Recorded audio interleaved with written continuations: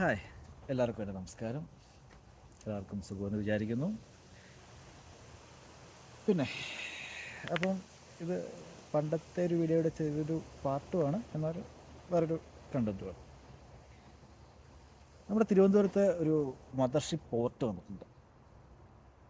എല്ലാവരും അറിഞ്ഞു കാണും, വിഴിഞ്ഞം പോർട്ട്. അപ്പം ഇന്ത്യയിലെ തന്നെ ആദ്യത്തെ മദർഷിപ്പ് പോർട്ടാണ്. നമ്മുടെ അടുത്തുള്ള വേറെ ഒരെണ്ണം വെച്ചിട്ടുണ്ട്. ഒന്ന് കൊളംബോ, പിന്നെ സിംഗപ്പൂർ. ഇന്ത്യയിലെ ഫസ്റ്റത്തെയാണ്. ഇന്ത്യയിൽ ഇത്രയധികം കടൽത്തീരം എന്തുകൊണ്ട് നമ്മുടെ വിഴിഞ്ഞത്ത് തന്നെ വന്നു? അതിന് പ്രത്യേകത ഉണ്ട്. അതിന് നല്ല ആഴം വേണം ഈ മദർഷിപ്പ് പോർട്ടുകൾ ഉണ്ടാക്കണമെങ്കിൽ. അതായത് മദർഷിപ്പ് ഇറക്കുന്ന പോർട്ടുകൾ വേണമെങ്കിൽ. അപ്പോൾ അതിൻ്റെ ഈ വിഴിഞ്ഞത്തിൻ്റെ ആഴം വെച്ചിട്ട് നാച്ചുറലായിട്ടുള്ള ഡെപ്താണ്. ഇതും ചെറിയൊരു ഇൻഫർമേഷൻ. അതായത് വിഴിഞ്ഞത്തിൻ്റെ അതേ ആഴം തന്നെയാണ് Colombo പോർട്ടിനുള്ളത്. You can find the link later. So there is a connection between Colombo port and Vizhinjam port. It's കുറേ പഴയൊരു കണക്ഷനാണ്. അപ്പോൾ അതവിടെ നിൽക്കട്ടെ. അപ്പോൾ നമ്മുടെ ഈ വിഴിഞ്ഞം പോർട്ടിൽ എന്ന് വെച്ചിട്ടുണ്ടെങ്കിൽ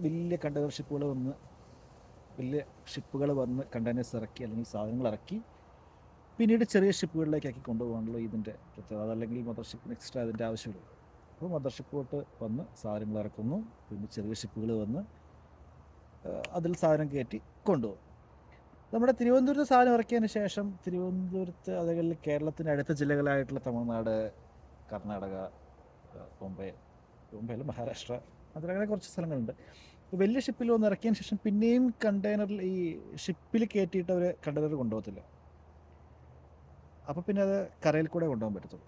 കരയിൽ കൂടെ കൊണ്ടുപോകാൻ രണ്ട് മാർഗ്ഗമുള്ളത്. ഒന്ന് റോഡ് ഗതാഗതവും അല്ലെങ്കിൽ റെയിൽ വഴി. നമ്മുടെ നാട്ടിലാകെ 2 വരി പാതയേ ഉള്ളൂ. അപ്പം പാസഞ്ചർ ട്രെയിനായിട്ടാണ് ഇത് യൂസ് ചെയ്യുന്നത്. അതിലൂടെ പിന്നീട് നമുക്ക് എന്താ പറയുക, ഇത് കൊണ്ടുവരാനുള്ള സ്ഥലമില്ല, അല്ലെങ്കിൽ ആ ഗ്യാപ്പ് കിട്ടത്തില്ല അതിടയ്ക്ക് കയറ്റാൻ വേണ്ടിയിട്ട്. അപ്പോൾ പിന്നെയുള്ള റോഡാണ്. അപ്പോൾ റോഡിൽ കൂടെ ഈ അടുത്തുള്ളവരെല്ലാം നമ്മുടെ തമിഴ്നാട്ടിലും കേരളത്തിൽ മൊത്തമുള്ളത്, കർണാടകയിൽ അല്ലെങ്കിൽ ബാക്കിയുള്ള അയൽ സംസ്ഥാനങ്ങളിലേക്കെല്ലാം പിന്നെയുള്ളത് കൊണ്ടുപോകുന്ന റോഡിൽ കൂടെ തന്നെയായിരിക്കും. അപ്പോൾ റോഡിൽ കൂടെ കൊണ്ടുപോകുന്നത് ഇതെല്ലാം ട്രക്കുകളിലായിരിക്കും കൊണ്ടുപോകുന്നത്. ട്രക്കുകളിൽ കൊണ്ടുപോകുമ്പോഴത്തേക്ക് എന്ത് പറ്റും? ട്രക്കുകളിൽ കൊണ്ടുപോകുമ്പം ഇതെല്ലാം പെട്രോൾ അല്ലെങ്കിൽ ഡീസൽ തന്നെയാണ് ഇതിൻ്റെ എല്ലാം. നമ്മുടെ വലിയ ട്രക്കുകളെല്ലാം ഓടുന്നത് ഡീസൽ കത്തിച്ചാണ് ഓടുന്നത്. ഡീസൽ കത്തിച്ച് ഓടാൻ നേരത്ത് എന്ത് പറ്റും? കാർബൺ ഡയോക്സൈഡ്, കാർബൺ മോണോക്സൈഡ് ഇതെല്ലാം ഉണ്ടാവും. ഇതെല്ലാം നമ്മുടെ ഈ അന്തരീക്ഷത്തിലോട്ട് തന്നെ, കേരളത്തിൽ കൂടെയാണ് ഇതെല്ലാം കടന്നു പോകുന്നത്. തിരുവനന്തപുരത്താണല്ലോ ഓർക്കുന്നത്. പിന്നെ നോർത്തിലോട്ടാണെങ്കിലും അല്ലെങ്കിൽ ഈസ്റ്റിലോട്ടാണെങ്കിലും നോർത്ത് ഈസ്റ്റ് ആണെങ്കിലും പോകുന്നത് കേരളത്തിൽ കൂടെ തന്നെയാണ്. ഇത് മൊത്തം ട്രക്കുകൾ പോകുന്നിടത്ത് എല്ലാം കാർബൺ ഡയോക്സൈഡും കാർബൺ മോണോക്സൈഡ് എമിറ്റ് ചെയ്തുകൊണ്ടിരിക്കും. ബാക്കിയുള്ള പോയിസണസ് ആയിട്ടുള്ള ഗ്യാസുകൾ, കുറേ നൈട്രിക് ഓക്സൈഡ്, അങ്ങനെ കുറേ ഗ്യാസുകളെല്ലാം, അല്ലെങ്കിൽ ബാക്കിയുള്ള പ്രകൃതിയിൽ ഉള്ള ഗ്യാസുകളുമായിട്ടുള്ള കൂടിച്ചേർന്ന് പല പല വാതകങ്ങളും ഉണ്ടാക്കുന്നുണ്ട്. അപ്പം വിഴിഞ്ഞം നമുക്കിപ്പോൾ അത്യാവശ്യമാണ്. നമുക്ക് സാമ്പത്തികമായിട്ട് നമ്മൾ ചെറിയ പ്രതിസന്ധികളിലൊക്കെയാണ് കേരളം. വിഴിഞ്ഞം വന്നത് നമ്മുടെ അനുഗ്രഹമാണ്. പക്ഷേ വിഴിഞ്ഞത്തിൻ്റെ കൂടെ നമുക്ക് ഈ ചെറിയൊരു ഇതും കൂടി വരുന്നുണ്ട്. അപ്പോൾ നിങ്ങൾ വിചാരിക്കും, അയ്യോ ഇതെന്താ ഞാൻ പറയുന്നത്, പൊല്യൂഷൻ കാരണം അല്ലെങ്കിൽ ഇത് കാരണം ഞാൻ വിഴിഞ്ഞം നിർത്തണമെന്ന് അടച്ചു പൂട്ടണമെന്നൊന്നുമല്ല ഞാൻ പറഞ്ഞേക്കുന്നത്. ഒരു ഇതുമില്ല. നമ്മളെ കൺസിഡർ ചെയ്യേണ്ട കാര്യമാണ്. പക്ഷേ അപ്പോൾ നമുക്ക് അടുത്ത സൊല്യൂഷനാണ് വേണ്ടത്. ഇത് പിടിച്ചിട്ട് ഞാൻ ഇൻകലാബ് പിടിച്ചുകൊണ്ട് അയ്യോ അല്ലെങ്കിൽ വേറെ ആൾക്കാരെ കൂട്ടിക്കൊണ്ട് നിർത്തണം എന്നല്ല പറയുന്നത്. ഇതിൻ്റെ സൊല്യൂഷൻ വാട്ട്സ് നെക്സ്റ്റ്? നമ്മൾ കുറേ കാത്തിരുന്നിട്ടാണ് നമുക്കൊരു വലിയൊരു പദ്ധതി കിട്ടിയേക്കുന്നത്. സോ അത് തട്ടിക്കളയാൻ പറ്റത്തില്ല. നമ്മൾ അതിനെ മാക്സിമം സപ്പോർട്ട് ചെയ്യണം. പക്ഷെ നമുക്ക് ഈ പൊല്യൂഷൻ വന്നിട്ടുണ്ടെങ്കിൽ ഇത്രയും ട്രക്കുകൾ കുറച്ചൊന്നും ആയിരിക്കില്ല. ഇതെല്ലാം പോയി കഴിഞ്ഞപ്പോഴത്തേക്കും കുറച്ചും ഡൽഹിയുടെ അവസ്ഥയായപ്പോൾ ചിലപ്പോൾ നമ്മുടെ കേരളത്തിന് വരാം. വരുമെന്നൊന്നും ഉറപ്പൊന്നുമില്ല, പക്ഷെ ചിലപ്പോൾ വരാം. വിദൂരമല്ല. അപ്പോൾ എന്താണ് സൊല്യൂഷൻ? അങ്ങനെ ഇരിക്കുമ്പോഴാണ് ഞാൻ എൻ്റെ ഒരു വാട്ടർ എഞ്ചിനെ കുറിച്ച് കഴിഞ്ഞൊരു വീഡിയോയിൽ പറഞ്ഞിട്ടുണ്ട്. അപ്പം എനിക്കിങ്ങനെ സാധനങ്ങൾ ഉണ്ടാക്കാൻ ഇതൊക്കെ ചെയ്യാൻ ഇഷ്ടമാണ്. അപ്പോൾ ഞാനിങ്ങനെ ചിന്തിച്ചുകൊണ്ടിരുന്നപ്പോഴാണ് ചിന്തിക്കേണ്ട ആവശ്യമൊന്നുമില്ല. പക്ഷെ ഇങ്ങനെ ഇരുന്നപ്പോൾ ഇങ്ങനെ ഒരു സംഭവമുണ്ട്. പൊല്യൂഷൻ കൂടെ നമുക്ക് വേറെ മാർഗ്ഗങ്ങളില്ല സാധനം ട്രാൻസ്പോർട്ട് ചെയ്യാൻ വേണ്ടിയിട്ട്. സോ ഓൺലി റോഡ് വേസ് മാത്രമേ ഉള്ളൂ.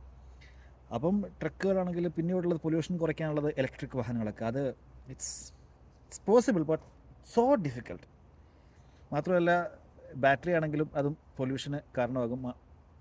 തന്നെയുമല്ല, നമ്മുടെ നാട്ടിൽ ഈ ബാറ്ററി ഉണ്ടാക്കാനുള്ള സാധനം ബാറ്ററിയും കാര്യങ്ങളൊന്നുമില്ല. അപ്പോൾ അതിന് പിന്നെ എക്സ്പെൻസ് വളരെ കൂടുതലായിരിക്കും. So what's next? ഇപ്പോഴാണെങ്കിൽ നമ്മൾ ഇന്ധനത്തിന് വേണ്ടിയിട്ട് ഡിപ്പെൻഡ് ചെയ്യുന്നത് അന്യരാജ്യങ്ങളെയും അന്യ സംസ്ഥാനങ്ങളെയുമാണ്. നമ്മുടെ നാട്ടിൽ കേരളത്തിലൊന്നുമില്ല. സോ നമ്മുടെ നാട്ടിലുള്ള സാധനം വെച്ച് ഇങ്ങനെ വണ്ടി ഓടിക്കാൻ പറ്റും, എന്നാലും പൊല്യൂഷൻ കുറയ്ക്കാനും പൊല്യൂഷൻ ഉണ്ടാക്കാനും പറ്റില്ല. അങ്ങനെയാണ് ഞാൻ എൻ്റെ കഴിഞ്ഞ ഇന്നത്തെ പറഞ്ഞിട്ടുണ്ട് വാട്ടർ എഞ്ചിൻ. നമ്മുടെ സാധാരണ ഏത് വണ്ടികളുടെയും കുറച്ച് മേളിലെ കാസ്കറ്റ് ഹെഡിന് ഒന്ന് അഴിച്ചു വേണ്ടത് കുറച്ച് മാറ്റങ്ങളൊക്കെ വരുത്തിയിട്ടുണ്ടെങ്കിൽ നമ്മുടെ ഈ വാട്ടർ എഞ്ചിൻ നമുക്ക് പ്രാവർത്തികമാക്കാൻ പറ്റും. എൻ്റെ ഭയങ്കര ആഗ്രഹം, അത് കേരളം എന്ന് വെച്ചിട്ടുണ്ടെങ്കിൽ കേരളം ഒരു സംഭവമാണ്. നമ്മൾ കേരളത്തിൻ്റെ കുറേ കാര്യങ്ങൾ കാണാതിരിക്കുന്നതാണ്. നമ്മൾ മറന്നുപോയ കുറേ കാര്യങ്ങളുണ്ട് കേരളത്തിന്. ഇപ്പം ഞാനടക്കം കുറേ പേര് വിദേശത്തേക്ക് ഒരു ഉന്നത നിലവാരമുള്ള ജീവിതത്തിന് വേണ്ടിയിട്ട് പഠിക്കാൻ പോകും. അടുത്തൊക്കെ കഴിഞ്ഞു, 2 വർഷം കഴിഞ്ഞപ്പോൾ മനസ്സിലായത് ഓക്കെ എല്ലാം സെയിമാണ്, ഇവിടെ വലിയ വ്യത്യാസമൊന്നുമില്ല. ഇത് ഈവൻ കേരളത്തെക്കാളും കുറേ പുറകിലാണ്. ഇത് നോക്കിയിട്ടുണ്ടെങ്കിൽ ഇവിടെ നമ്മുടെ നാട്ടിലൊക്കെ കാറ് ഒരു ആർഭാടമായിരുന്നു. കൊറോണയ്ക്ക് ശേഷം പിന്നെ ഇപ്പോൾ ആൾക്കാർ കൂടാൻ തുടങ്ങി. കേരളത്തിലേക്ക് കാറെന്ന് അല്ലെങ്കിൽ നാലുചക്ര വാഹനം ഒരു ആർഭാടമായി. കാരണം നമുക്ക് നല്ലൊരു പൊതുഗതാഗതമുണ്ട്. നമ്മുടെ KSRTC, നമ്മുടെ ആനവണ്ടി, ആ ആനവണ്ടി അല്ലെങ്കിൽ ബാക്കിയുള്ള പ്രൈവറ്റ് ബസ്സുകളുണ്ട്. ആ കേരളത്തിലെ നല്ലൊരു പൊതുഗതാഗതം ഉള്ളതുകൊണ്ട് തന്നെ നമുക്ക് കേരളത്തിൽ എവിടെ വേണമെങ്കിലും നമുക്ക് ബസ്സിന് യാത്ര ചെയ്യാം. ഏത് മുക്കിലും മൂലയിലും ബസ്സിലെത്താൻ പറ്റും. കേരളം മാത്രമല്ല, ഇന്ത്യയിലും എവിടെ വേണമെങ്കിലും നമുക്ക് ബസ്സിൽ യാത്ര ചെയ്യാം. വളരെ ചീപ്പാണ്, വളരെ ഗുണങ്ങളുണ്ട് ബസ്സിന്. പക്ഷേ അതൊക്കെ അപ്പോൾ കാറ് ഒരു ആർഭാടമായിരുന്നു ആൾക്കാർക്ക് ബസ്സിലായിട്ട്. പിന്നെ അങ്ങനെ കുറച്ചത് പിന്നെ കൊറോണയൊക്കെ ആയപ്പോഴത്തേക്കും കുറച്ച് വാഹനങ്ങളുടെ ഉപയോഗം കൂടി. ഇപ്പം ആൾക്കാർ നല്ലോണം കാർ വാങ്ങിക്കാൻ തുടങ്ങി. സ്റ്റിൽ പൊല്യൂഷൻ കൂടുതലാണ്, പല പല കാരണങ്ങളുണ്ടെങ്കിലും ഞാൻ പറഞ്ഞതേ ഉള്ളൂ. ഞാനും കാർ വാങ്ങിക്കും, എനിക്കും കാറ് ഭയങ്കര ഇഷ്ടമാണ്. സോ അപ്പോൾ കാനഡ നോക്കാൻ നേരത്ത് എല്ലാവരും പറഞ്ഞു, എല്ലാവരും കാനഡയ്ക്ക് ഇങ്ങനെ പറന്ന് വന്നുകൊണ്ടിരിക്കുക. ഞാനടക്കം പറന്ന് വന്ന ഒരാളാണ്. പക്ഷെ ഇവിടെ എത്തിയപ്പോഴാണ് ഇവിടുത്തെ പബ്ലിക് ട്രാൻസ്പോർട്ടേഷൻ വളരെ മോശമാണ് ഞാനിപ്പോൾ ഉള്ള സ്ഥലത്ത്. അല്ലെങ്കിൽ ഇപ്പോൾ നിങ്ങൾ പറയും ഈ ടൗണുകളിലേക്ക്, ടൗണുകളിൽ വലിയ ടൗണുകളിലുണ്ട്, പക്ഷെ അവിടെ നിന്ന് കുറച്ചൊന്ന് മാറിയിട്ടുണ്ട്. ആ ഒരു ഇത് ഒരു എന്താ പറയുക, ഭയങ്കര പോപ്പുലേറ്റഡ് ആയിട്ടുള്ള ഏരിയ വിട്ടിട്ടുണ്ടെങ്കിൽ ആൾക്കാരും കുറവാണ്, പബ്ലിക് ട്രാൻസ്പോർട്ടേഷനും വളരെ മോശമാണ്. ഞാനുള്ളൊരു കാനഡയിലെ ഒരു പ്രോവിൻസ്, നോവാസ്കോഷ്യ എന്ന പ്രോവിൻസിലാണ്. അവിടുത്തെ സിഡ്നി അല്ലെങ്കിൽ കേപ്രട്ടൺ എന്ന് പറഞ്ഞ ഒരു ഐലൻഡ്, അതിൽ സിഡ്നി എന്നൊരു സ്ഥലത്താണ്. സിഡ്നിയാണ് ഇവിടുത്തെ മെയിൻ സ്ഥലം. ഇവിടുത്തെ പൊതുഗതാഗതം വളരെ മോശമാണ്. ഇവിടെ ഉള്ള ആരെങ്കിലും നിങ്ങൾക്ക് അറിയാമെങ്കിൽ എന്നറിയാം. അപ്പം ഇവിടെ എന്ന് വെച്ചിട്ടുണ്ടെങ്കിൽ വാഹനം it is necessary, so necessary. കാരണം നമുക്ക് എങ്ങനെയെങ്കിലും എങ്ങോട്ടെങ്കിലും പോകണമെന്നുണ്ടെങ്കിലും വണ്ടി വേണം, വേറെ വഴിയില്ല. ഞാനിവിടെ ഒരു ഡ്രൈവിംഗ് ഇൻസ്ട്രക്ടറായിട്ട് ജോലി ചെയ്യാണ്. നമ്മുടെ നാട്ടിൽ ആശാൻ എന്നൊക്കെ പറയും. എനിക്കിഷ്ടമാണ് പണി. എനിക്ക് വണ്ടി ഓടിക്കാൻ ഇഷ്ടമാണ്, വണ്ടി ഓടിക്കാൻ പഠിപ്പിക്കാൻ ഇഷ്ടമാണ്. ഇങ്ങനെ കുറച്ച് നാളായി പഠിപ്പിക്കുന്നു. അപ്പം അങ്ങനെ പഠിപ്പിക്കുന്നതിനിടയിൽ ആൾക്കാർക്ക് മനസ്സിലാകണമെന്നുണ്ടെങ്കിൽ കുറച്ചുകൂടെ വ്യക്തമായ രീതിയിൽ പറയണം. അങ്ങനെ വ്യക്തമായ രീതിയിൽ പറഞ്ഞ് അപ്പം ഇങ്ങനെ ചിന്തിച്ച് കുറച്ച് കാര്യങ്ങളിലൂടെ ഞാൻ കണ്ടുപിടിച്ചു. സോ അത് ഞാനത് ഉൾപ്പെടുത്തുക. അപ്പം നമ്മുടെ നാട്ടിൽ അതൊരു ആർഭാടമാണെങ്കിൽ ഇവിടെ അവിഭാജ്യ ഘടകമാണ് നമുക്ക് കമ്മ്യൂട്ട് ചെയ്യണമെന്നുണ്ടെങ്കിൽ. സോ കുറേ വീടുകളുണ്ട്, കുറേ ആൾക്കാരുണ്ട്, ഓരോ വീട്ടിലും ഓരോ വണ്ടി എങ്കിലും വേണം. പക്ഷെ ഒരു വീട്ടിൽ ഒരാൾ മാത്രമല്ല ഉള്ളത്, കുറേ പേരുണ്ട്. അപ്പോൾ ഓരോ വീട്ടിലും കൂടുതൽ വാഹനങ്ങൾ വരുമ്പോഴത്തേക്കും എന്ത് പറ്റും? കൂടുതൽ വാഹനങ്ങൾ റോഡിലേക്ക് ഇറങ്ങിയല്ലേ. അപ്പോൾ ആൾക്കാർക്ക് വലിയ റോഡുകൾ പണിയേണ്ടി വരും. കുറച്ചുകൂടെ നല്ലത് ഇച്ചിരി 1, 2, 3 ലൈനുള്ള റോഡുകൾ. ഇവിടെ 2 ലൈനേ ഉള്ളൂ. അപ്പം വാഹനങ്ങൾ റോഡിൽ കൂടി കഴിയുമ്പോഴത്തേക്കും നമ്മുടെ ഗതാഗത നിയമങ്ങൾ കുറച്ചുകൂടെ കർശനമാക്കിയിട്ടില്ലെങ്കിൽ ആക്സിഡൻറ്റുകൾ കൂടാം. അതുകൊണ്ട് ആണ് ഇവിടുത്തെ നിയമങ്ങൾ കുറച്ചുകൂടെ കർശനമാക്കിയിരിക്കുന്നത്. പിന്നെ ചെറിയൊരു മിത്തുണ്ട്, കാനഡയിലെ ഡ്രൈവിംഗ് ഭയങ്കര ഡിഫറെൻ്റാണ്, ഭയങ്കര ടെസ്റ്റ് പാസ്സാക്കാൻ ഭയങ്കര ഡിഫിക്കൽട്ടാണ്. നമുക്ക് ഒന്നുമില്ല. നമ്മുടെ നാട്ടിൽ നിന്ന് മര്യാദയ്ക്ക് വണ്ടി ഓടിക്കാൻ പഠിക്കണം. ഒരു നല്ല ഡ്രൈവറിന് ഇവിടെ വന്നിട്ടുണ്ടെങ്കിൽ ഇവിടുത്തെ നിയമങ്ങൾ മനസ്സിലാക്കി അല്ലെങ്കിൽ ഇവിടെയായിട്ട് പൊരുത്തപ്പെടാൻ 1.5 മണിക്കൂർ മര്യാദയ്ക്ക് വണ്ടി ഓടിച്ചിട്ടുണ്ട്. നാട്ടിൽ നിന്ന് വണ്ടി ഓടിക്കാൻ അറിഞ്ഞിരിക്കണം. ടെസ്റ്റ് പാസ്സായി ലൈസൻസ് കിട്ടിയാൽ പോരാ, പക്ഷെ അതിനുശേഷം വണ്ടി ഓടിക്കാൻ അറിഞ്ഞിരിക്കണം. അങ്ങനെയാണെങ്കിൽ ഇവിടുത്തെ ടെസ്റ്റ് പാസ്സാകാനൊന്നും ഒരു കുഴപ്പമില്ല. ഞാൻ അതും എനിക്ക് പറഞ്ഞു തരണം. അത് എനിക്കൊരു ഇത് ഫ്ലോ വന്നില്ല, അതാണ് ഞാൻ പറയാതിരുന്നത്. ഇനിയുള്ള വീടുകളിൽ ഞാൻ എപ്പോഴൊക്കെ അത് ഉൾപ്പെടുത്തുന്നതാണ്. എനിക്ക് വീഡിയോ എന്ന് പറഞ്ഞാൽ എനിക്കിങ്ങനെ കുറേ പറയാൻ താല്പര്യമുണ്ട്, അങ്ങനെ ഞാൻ സംസാരിക്കുന്നതാണ്. ദെൻ അപ്പം നമ്മുടെ കേരളത്തിലെ ട്രാൻസ്പോർട്ടേഷനും അല്ലെ എഡ്യൂക്കേഷനും അല്ലെങ്കിൽ ഹെൽത്ത് കെയർ സിസ്റ്റവും അങ്ങനെയുള്ള എല്ലാം നമ്മളങ്ങ് കുറേ ഉയരത്തിലാണ്. അപ്പം നമ്മൾ ബ്രിട്ടീഷുകാർ അവരെന്തോ വലിയ സംഭവം എന്നൊക്കെ പറഞ്ഞുകൊണ്ടിരിക്കും. ഓക്കെ, ബ്രിട്ടീഷുകാർ 1498 വാസ്കോഡഗാമ കാപ്പാട് കാല് കുത്തിയ സമയത്ത് വാസ്കോഡഗാമ നമുക്കൊന്നും തരാൻ വന്നതല്ല, നമ്മുടെ അടുത്തുള്ള സാധനം കൊണ്ടുപോകാൻ വന്നതാണ് അല്ലേ. സുഗന്ധദ്രവ്യങ്ങൾ അങ്ങനെയുള്ള പല സാധനങ്ങളും നമ്മുടെ അടുത്തുനിന്ന് വാങ്ങിക്കാൻ വേണ്ടി വന്നതാണ്. അവർക്ക് കൂട്ടിയിട്ട് തരാൻ വന്നതല്ല, അവർക്ക് ആ സാധനങ്ങളൊന്നും അവിടെ ഇല്ലാഞ്ഞിട്ട് വാങ്ങിക്കാൻ വന്നതാണ്. ഇപ്പം നമ്മുടെ മസാല കാര്യങ്ങളെല്ലാം കുറേ പേര് കുറ്റം പറയുന്നുണ്ട്. നമുക്കിതെല്ലാം ഉണ്ട്, അതുകൊണ്ടാണ് നമുക്കിത് ഉപയോഗിക്കാൻ പറ്റുന്നത്. ടേസ്റ്റും പിന്നെ ഓരോ കാര്യങ്ങൾക്കും അതിൻ്റേതായിട്ടുള്ള ഗുണങ്ങളുണ്ട്. അത് നമ്മുടെ പണ്ടുള്ളവർ അത് പഠിച്ച് എത്ര വർഷം പഴക്കമുണ്ട് നമ്മുടെ കേരളത്തിന്. ചരിത്രം എടുത്ത് നോക്കിയിട്ടുണ്ടെങ്കിൽ തന്നെ 1000, 400, 4000 വർഷത്തിൻ്റെ പഴക്കം മലയാള ഭാഷയ്ക്ക് തന്നെ ഉണ്ട്.